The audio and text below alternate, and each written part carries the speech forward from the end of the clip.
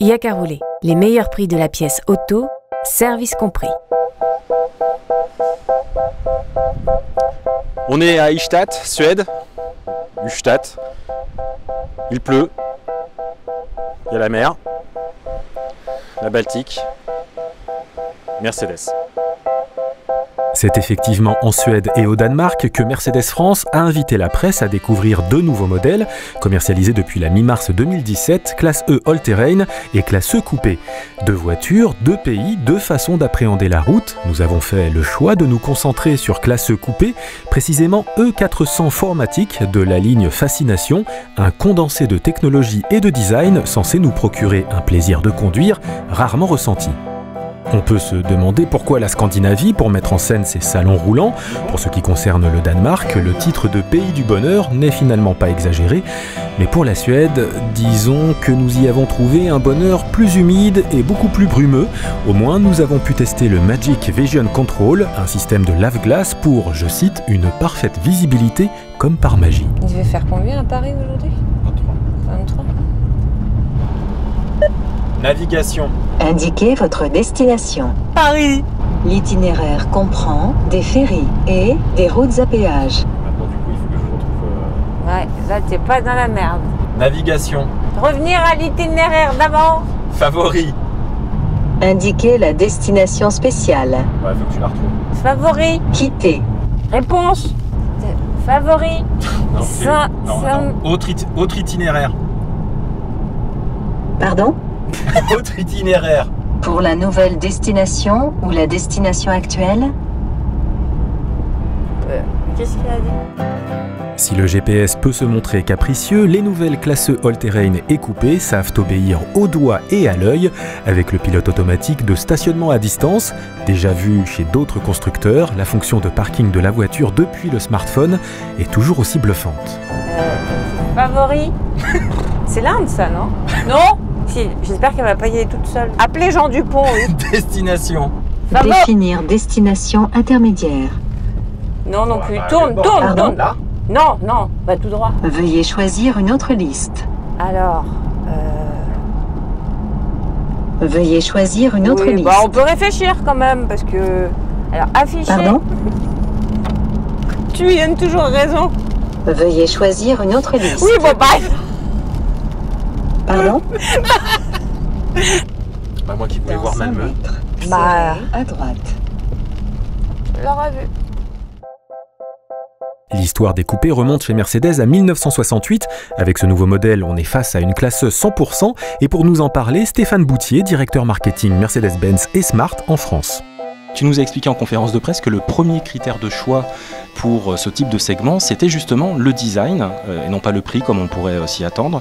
Donc ça veut dire quoi, ardent et glacial, et quelle est l'importance du design de cette nouvelle classe coupée? Alors il y a deux questions dans ce que tu me demandes. La première, ardent et glacial, effectivement, c'est différentes formulations que peut faire notre patron du design, Gordon Wagoner.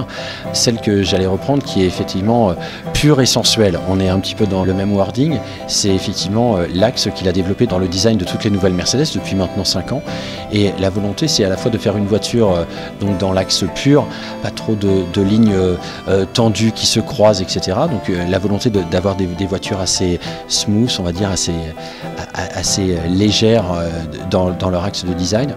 Et à la fois cette sensualité, la volonté, c'est d'accentuer le désir dans la voiture. Donc lorsqu'on veut marquer la sportivité, c'est peut-être des lignes qui partent relativement bas sur l'avant et qui remontent vers l'arrière, des bosselages sur le capot, etc. qui montrent, quand on voit une voiture même arrêtée, sa sportivité ou son dynamisme. Et parfois de dire que en fait, le plus beau des designs, c'est la simplicité et pas obligatoirement l'élaboration trop recherchée, avoir un design plus intemporel que ce qu'on pourrait imaginer chez d'autres constructeurs. Siège multicontour à l'avant avec fonction massage. Bah, on a eu de la chance limite ce matin, on a vu un peu de paysage parce que là... Ah, j'ai chaud au cul. Bah, si elle faut au siège ou quoi? J'ai trop joué avec. Ah, c'est ça. Oh là là, j'avais mis cuisson là. Oui, c'est ça. Quand tu appuies 3 fois là, ça chauffe de plus en plus. Ah, ça c'est pas mal. On a vraiment l'impression qu'il y a quelqu'un qui tapote derrière. Il est pas resté là, comment il s'appelle?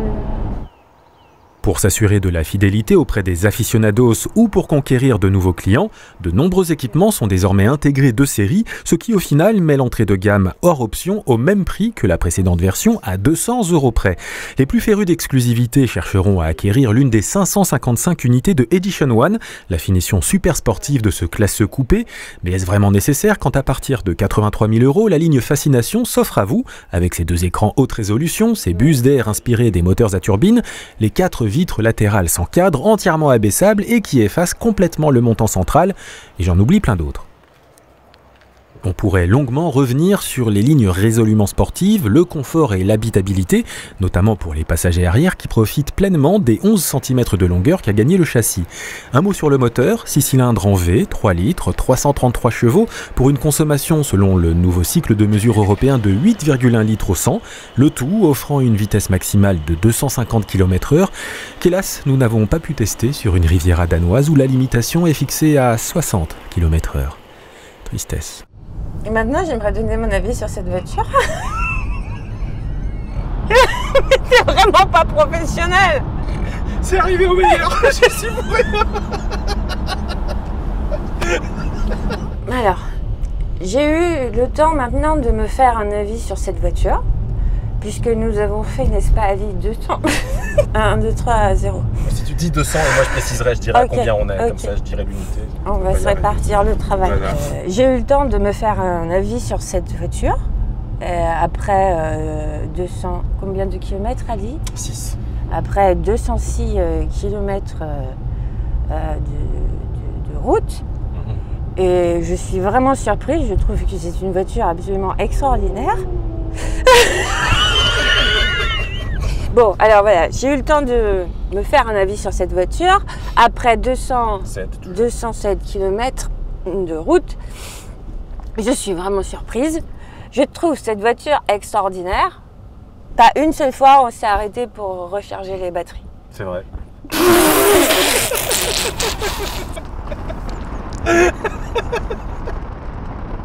La sensation, c'est que c'est un plaisir de la conduire. Ça reste un petit peu... C'est pas une sportive comme par exemple, je sais pas, une SLK pour rester chez Mercedes, qui est plus compacte, qui est vraiment le roadster. Là, oui, on est vraiment sur quelque chose de plus massif. Je trouve que la boîte automatique est un plaisir incroyable parce que bon, en général, il y a un certain temps entre le moment où tu appuies sur la pédale et la réaction, les passages de rapport. Il y a un petit décalage, mais quand la voiture a compris que tu lui demandes d'appuyer sur le champignon, elle le fait.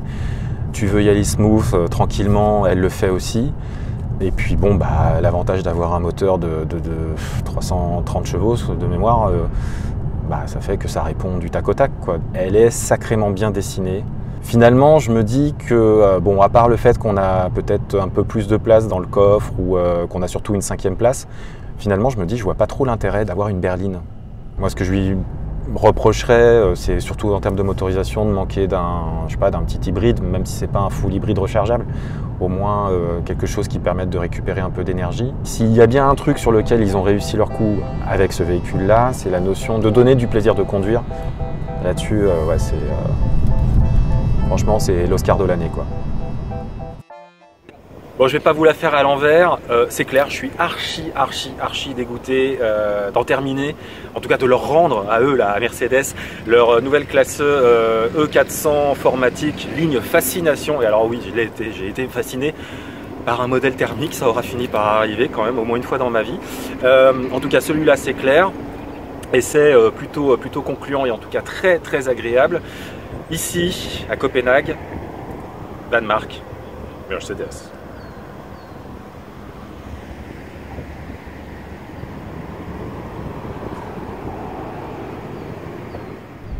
Je voulais dire aussi que j'ai eu le temps. J'ai eu le temps de me faire un autre avis sur cette voiture au bout de 200. Au bout de 208 km, je veux dire une chose sur cette voiture, c'est que non, elle n'est pas coupée. Non, elle est pure. Faut exagérer. Là, on a touché le fond. C'était dur.